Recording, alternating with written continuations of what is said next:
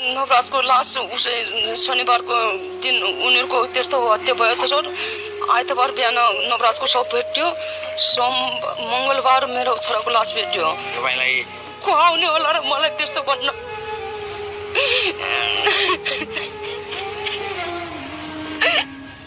किनभने मामी मलाई भोक लाग्यो, भात दिनु नभन्थ्यो। अब कहिले मर्ने होला र। होइन त्यसको लागि सर हाम्रो घर उता काम गरी ढुङ्गा माटो गरेर भए पनि बच्चा बच्चीलाई पढायो सर। बोर्डिङ 8 क्लास बोर्डिङ पढाएको सर। अनि के गर्नु भनेर अहिले म यो ठाउँमा आउनै दिन्न। यो ठाउँ मेरो छोराको लागि। चिन्नुहुन्छ यो महिलालाई? को हुन् यिनी? चिन्नुहुन्छ? को महिला हुन्? को हुन् यिनी? चिन्नुहुन्छ? आमा हुन्, आमा। यिनी रोको यिनको आँसु देखेरै थाहा हुन्छ यिनी आमा हुन्। जसको छोरा नवराज मर्दाखेरि सँगै मरिएको थियो। आज देशमा जातीय युद्ध गराउनको लागि नेताहरू, पत्रकारहरूले सबै जातिलाई उचालिरहेको छ र आवाज एकजनाको मात्र उठेको छ, नवराजको मात्रै। जहाँ कि मरिएको 6 जनासम्म मरिएको छ। त्यहाँ 1 जना मगर र 1 जना शाही पनि मारेका छन्। यदि तपाईहरू साँच्चै भन्नुहोस्, धर्म नछाडिकन छातीमा हात राखेर भन्नु, तपाईलाई आफ्नो मानवता प्यारो छ या आफ्नो जातित्व प्यारो छ?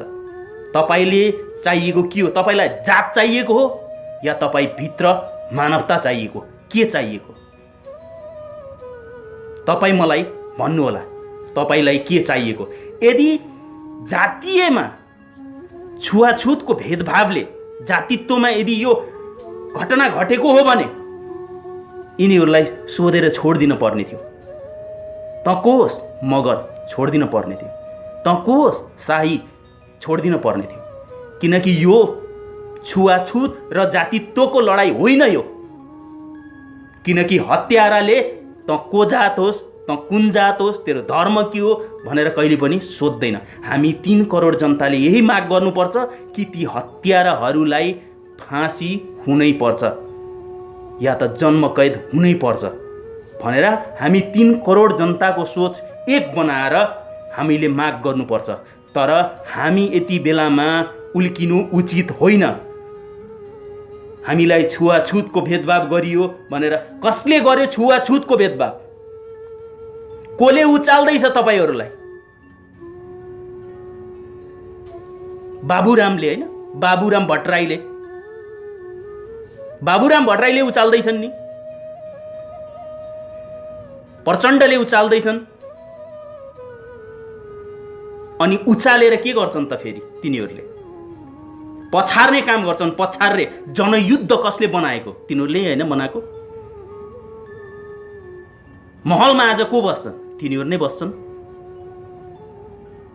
नेपालभित्र हिँड्नु पर्दा पनि हेलिकप्टरमा को चाहिँ आवत जावत गर्छन्? तिनीहरूकै आवत जावत गर्छन्।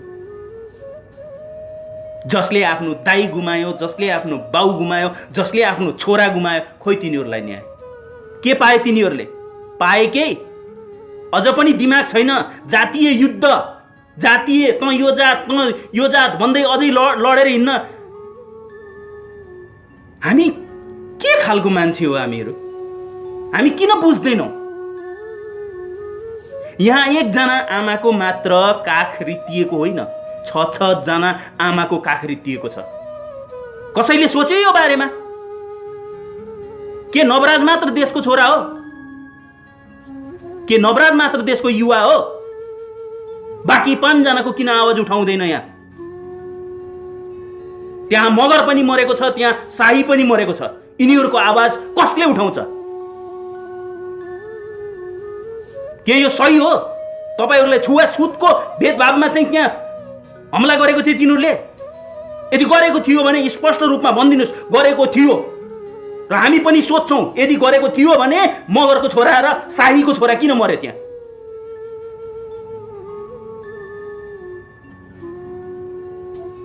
किनकि तपाईहरूसँग मेरो प्रश्नको उत्तर छैन।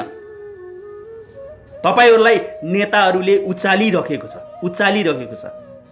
बाबुराम भट्टराई, प्रचण्ड, यिनीहरूले तपाईहरूलाई उचालिरहेको छ। यति बेला देशभित्र के हुन गइरहेको छ भन्ने कुरा तपाईहरूलाई पनि राम्रोसँग स्पष्ट रूपमा थाहा छ। तर तिनीहरूकै लयमा तपाईहरू बगिरहनु भएको छ। गर्नुहोस्, जातीय युद्ध गर्नुहोस् अनि अझै पनि हजारौं आमाको कोख रित्ताइदिनुहोस्। किनकि मानवता त छैन नि तपाईहरूमा। देखिन मैले मानवता। यदि मानवता हुन्थ्यो भने 6 जनालाई न्याय दिलाउनको लागि 6 जनाको आवाज उठाउँदै हिँड्नुहुन्थ्यो। जातित्वको आवाज होइन। एकजना मर्दा त्यसको फाइदा उठाउने होइन। यदि मनमा मानवताको अलिकति पनि दया छ भने त्यसलाई न्याय दिलाउने कोसिस गर्नुपर्छ। जुन आमा अहिले रोइ मिडियामा आएर आफ्नो आँसु देखाउँदैछिन्, यो के हाँसो लाग्छ? यो मजाक हो? फोकटमा आएर नाटक गर्न आएको यहाँ?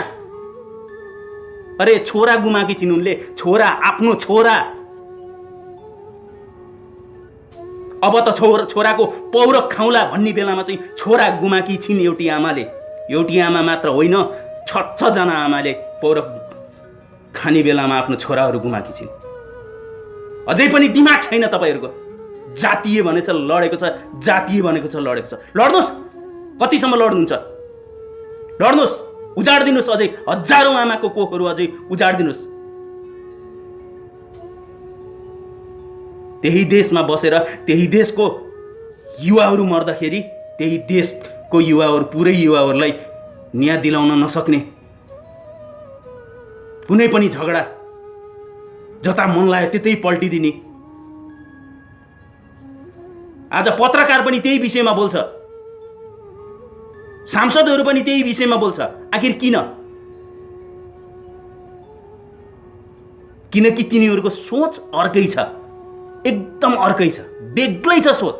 लड्छौँ हामी, तपाईँ हामीहरू एक आपसमा लड्छौँ अनि फाइदा कसले लुट्छ? तिनीहरूले लुट्छ फाइदा। लुटेको छैन फाइदाहरू। के हेरिरहेछ तिनीहरूले? आज देशमा भोकभोकै 2 महिना भइसक्यो लकडाउन। 2 महिनाभन्दा पनि बढी भइसक्यो अझ लकडाउन त। कहाँ भोकैले मान्छेहरू मरिरहेको छ, हेरेको छ।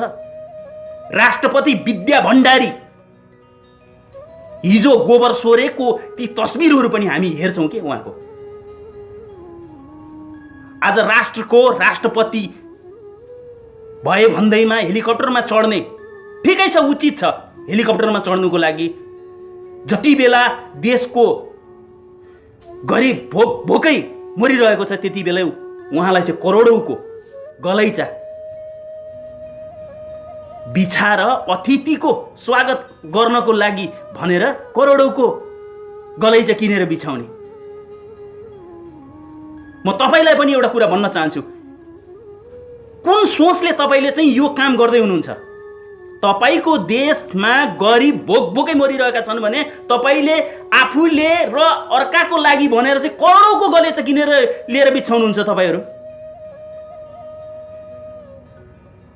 जसको हरमा राम्रोसँग, जसको अङ्गमा राम्रोसँग लगाउने लुगा छैन, त्यहाँ तपाईहरूले हेर्नुहुन्न। तपाईहरूलाई चाहिएको छ महँगो महँगो जिम, करोडौँको जिम।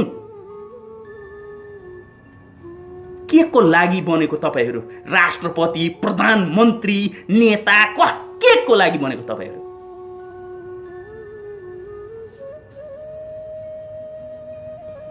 अझ भएन भनेर हिजो त्यत्रो मारिसकेपछि पनि त्यतिजना युवाहरू मार्यो। प्रचण्ड, बाबुराम के एउटै पार्टीका थिएनन्? के तिनीहरूलाई थाहा छैन त्यत्रो युवाहरू मरेको भन्ने? हजारौं आमाले आफ्नो कोख उजाडे, हजारौं दाजुभाइले आफ्नो दाजुभाइ गुमाए। खोइ पाएको तिनीहरूले न्याय?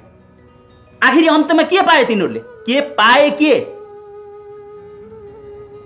पायो त तपाईँहरू जस्तोले। आज महल पनि तपाईँहरूसँग छ, पैसा पनि जति भने त्यति तपाईँहरूसँग छ, पावर पनि तपाईँहरूसँग छ, र आज पनि फेरि हजारौं आमाको कोख उजाड्नको लागि जातीय द्वन्द बनाउँदै हुनुहुन्छ। बाबुराम भट्टराईज्यू, तपाईँ एउटा कुरा याद गर्नुहोस्, तपाईँ साँच्ची नै डक्टरीमा पिएचडी गरेको मान्छे हो भने नि चुप लाएर बसिदिनुहोस्। हिजो मधेसका दाजुभाइहरूलाई उचाल्नु भयो तपाईँले, थाहा छ? आज दलित भनेर यी दाजुभाइहरूलाई उचाल्दै हुनुहुन्छ। तपाईँ भन्दै हुनुहुन्छ सबैले जात परिवर्तन गरौँ, जातको पछाडि यो लगाउँ, जातको पछाडि त्यो लगाउँ। परिवर्तन गरेर हुन्छ? सर्वप्रथम त तपाईँले आफ्नो सोच बदलिनुहोस्। जनताले बदलिसकेको छ सोच। लड्ने हो भने सरकारसँग लड्नुहोस्, दुखीलाई हक अधिकार दिलाउनुहोस्। जहाँ शिक्षाको कम्ती छ त्यहाँ शिक्षा लहर दिनुहोस्। अशिक्षित भइसकेपछि भेडा बाख्रा जस्तै हुन्छन् मान्छेहरू। यति कुरा ध्यान राख्नुहोस्। र यो जातीय युद्ध, जातीय भेदभाव भएकै छैन, जातीय युद्ध छिड्काउने कोसिस नगर्नुहोस्। र सारा जनताले यो जातित्वको कुरा नउठाओस् कसैले पनि। त्यहाँ छुवाछुतको भेदभाव भएकै छैन र कदापि त्यस्तो हुने नै छैन। हाम्रो देशमा कानुनहरू छ। कसैलाई त्यस्तो यदि कसैले तुच्छ शब्द प्रयोग गरेर त्यसरी भन्छ भने सिधै केस हाल्न सक्छ र केस पनि लाग्छ। तर ती 6 जना जसले मारियो नि त्यसलाई न्याय दिलाउनै पर्छ र जसले त्यसलाई मारे नि तिनीहरूलाई 6 जनालाई तिनीहरूलाई यस्तो सजाय दिनुपर्छ, यस्तो सजाय दिनुपर्छ। याद गर्नुहोस्,